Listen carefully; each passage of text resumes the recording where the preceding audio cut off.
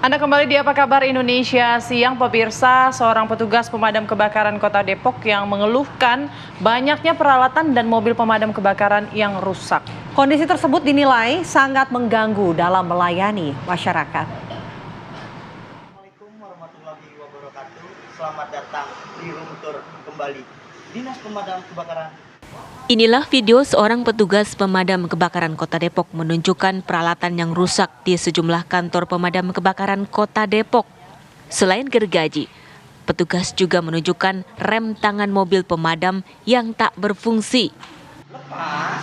Kepala Dinas Pemadam Kebakaran Kota Depok, Adnan Mahyudin, tidak membantah adanya sejumlah peralatan, sarana dan prasarana pada Dinas Pemadam Kebakaran yang mengalami kerusakan. Sementara terkait mobil, menurut Adnan memang sedang dalam perbaikan karena sulit mencari suku cadangnya, jadi harus menunggu lama. Memang kami akui ada beberapa mobil-mobil yang sedang dalam perawatan, yaitu perawatan dalam rangka baik itu mesin, oli maupun sarana yang ada di mobil pemadam kebakaran. Dan itu mobil adalah mobil karoseri, Pak. Di mana karoseri itu kita tidak bisa sembarangan dan itu spare part itu memang susah kita cari karena mobil lama yang karoseri ya. Namun ditegaskan Adnan, kerusakan tersebut tidak mengganggu pelayanan petugas damkar kepada masyarakat. Pihaknya pun sudah mengajukan penambahan mobil baru di tahun 2025 kepada Provinsi Jawa Barat sebanyak 2 unit, serta pembelian mesin gergaji yang baru. Sebelumnya viral juga di media sosial terkait mobil pemadam kebakaran yang hendak mengisi solar namun kehabisan saldo kartu pengisian BBM. Menurut Kepala Dinas Damkar Kota Depok, Adnan Mahyudin, hal tersebut hanyalah soal miskomunikasi. Pasalnya, anggaran untuk pengisian bensin yang berbentuk kartu tersebut masih ada di masing-masing UPT. Dari Depok, Jawa Barat, Melika Sna, TV One mengabarkan.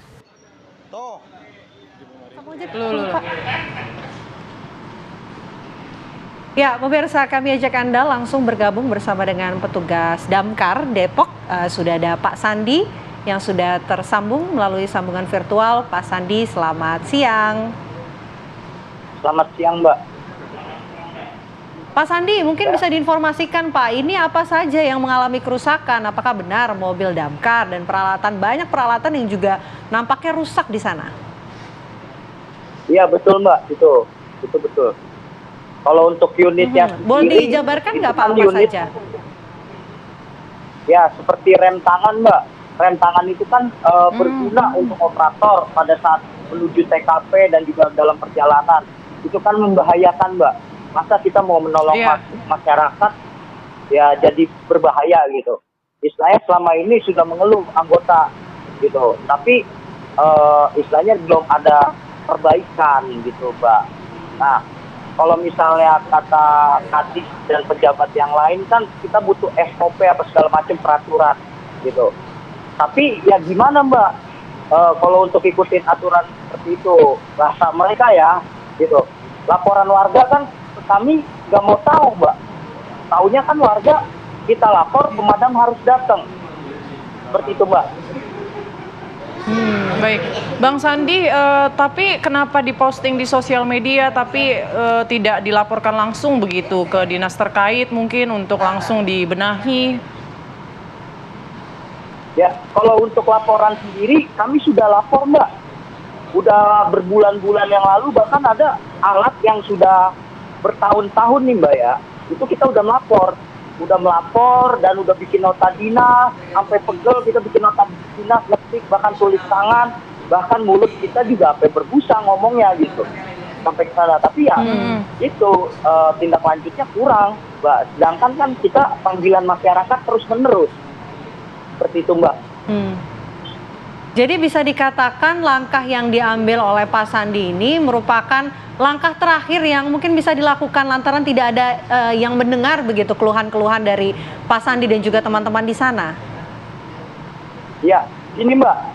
Jadi kalau saya masuk dari tahun 2015 sampai dengan sekarang, gitu. Setiap kita mengajukan barang, itu prosesnya lama, Mbak. Jadi kalau misalnya kita keras, kita marah-marah gitu karena bukan warga, kita diamuk warga ya. Mau gimana Mbak, yang merasakan komplainan kan kita. Jadi kalau kita marah-marah pejabat itu cepet. Contohnya kemarin saya ramaikan masalah solar dan rem tangan di Cimanggis ya Mbak. Sebenarnya di tempat-tempat yang lain juga gitu. Pada saat saya ramaikan, solar langsung diisi full semua Mbak. Terus rem tangan di Cimanggis dibenahi. Padahal di UPT lainnya seperti Tapos dan di UPT Cipayung ya itu hampir rata-rata sama Mbak. Gitu, kapas remnya semua api. Baik, tapi kalau untuk di Depok sendiri setelah viral ini apakah ada perbaikan? Ya kalau untuk perbaikan baru di UPT Cimanggis saja Mbak. Kalau di UPT lain katanya lagi tinjau apa gitu. Istilahnya kan masyarakat nggak tahu gitu Mbak. Masyarakat kan kita nerima laporan, ya intinya kita harus datang. Gitu. Ya pimpinan ya tolonglah gitu. Harus tahu itu.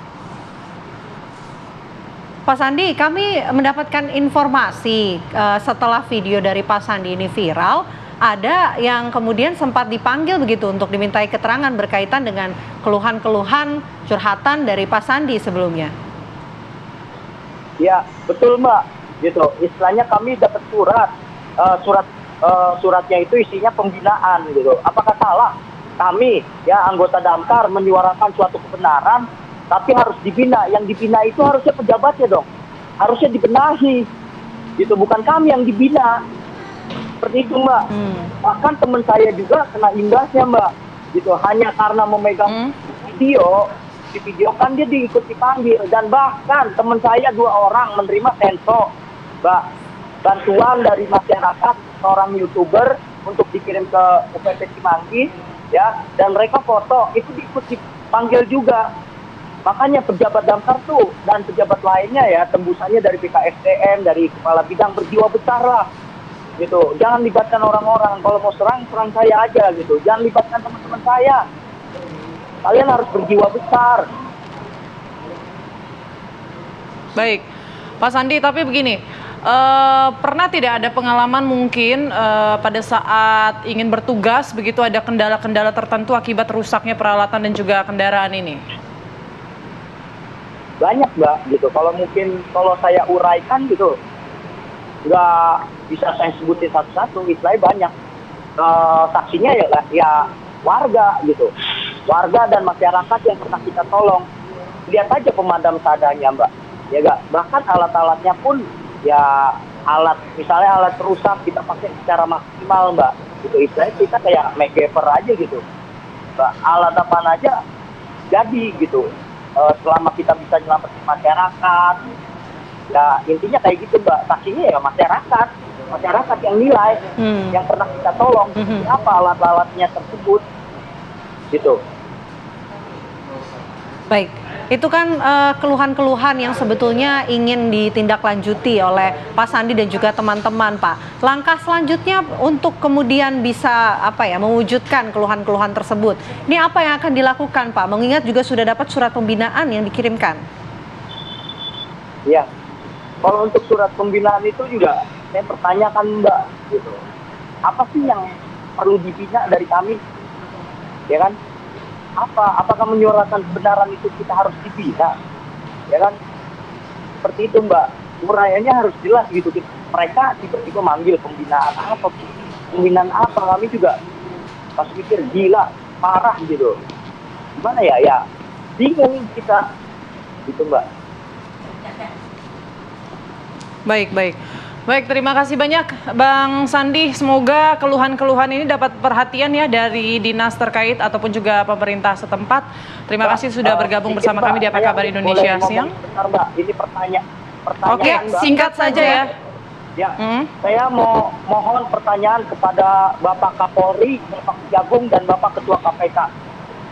Apakah orang yang membongkar korupsi di Indonesia harus mempunyai spesifikasi?